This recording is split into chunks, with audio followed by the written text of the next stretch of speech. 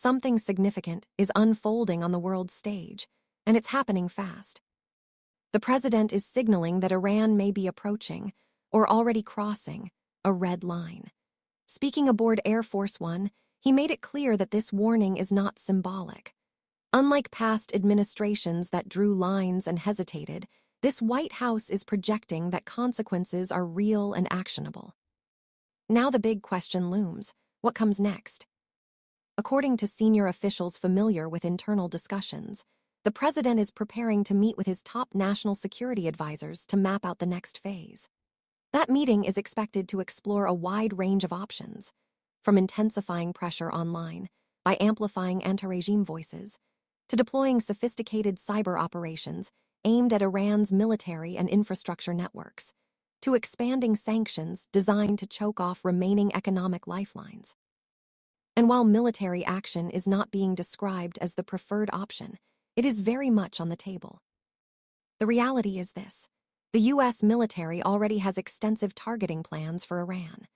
The Iranian regime still maintains critical assets it does not want to lose: a sprawling ballistic missile program, much of it buried deep underground, ongoing imports of materials used for solid fuel rockets, and multiple launch facilities tied to its space and missile ambitions. There is even a new spaceport under construction in the southern part of the country. All of these sites are considered legitimate military targets. Pentagon planners have spent years preparing for exactly this scenario. Air assets, naval forces, and long-range strike capabilities are already positioned. The message being sent is unmistakable. The tools are ready, and the folders are already open. But the purpose of any strike would matter greatly. A limited military operation would likely be aimed at punishment and deterrence, not regime change. The objective would be to force Tehran back to the negotiating table, particularly over its nuclear program, which it continues to expand while refusing meaningful talks. In other words, the signal is simple: you can keep pushing, or you can call and negotiate. Still, many observers, including Iranians living abroad, believe this moment could represent something larger. They argue that the regime is weaker than it appears, and that sustained pressure in the right places could cause the system to collapse from within, potentially opening the door to a return to a very different Iran than the one that has existed since 1979. But that path would not be easy. The Revolutionary Guard is not just a military force, it is also a massive business empire.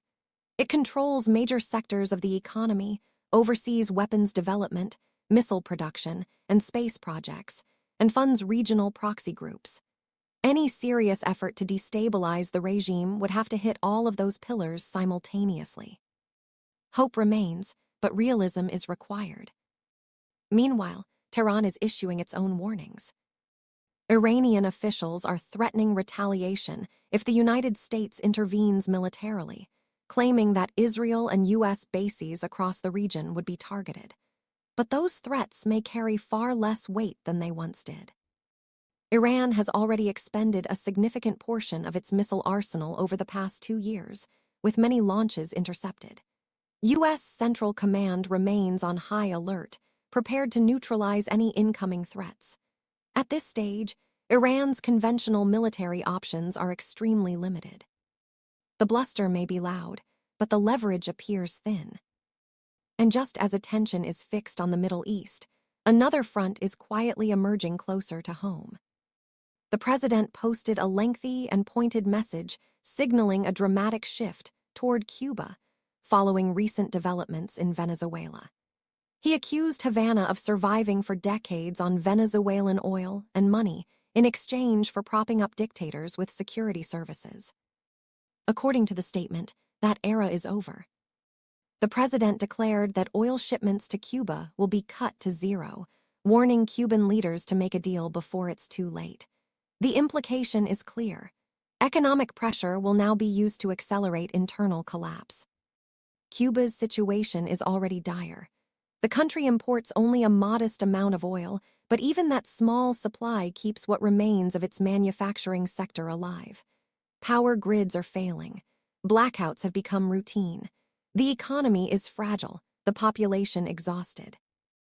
Supporters of this strategy believe the regime is weaker than ever, and that it may finally be vulnerable to pressure from within. Skeptics point out that the Cuban government has survived decades of isolation and hardship.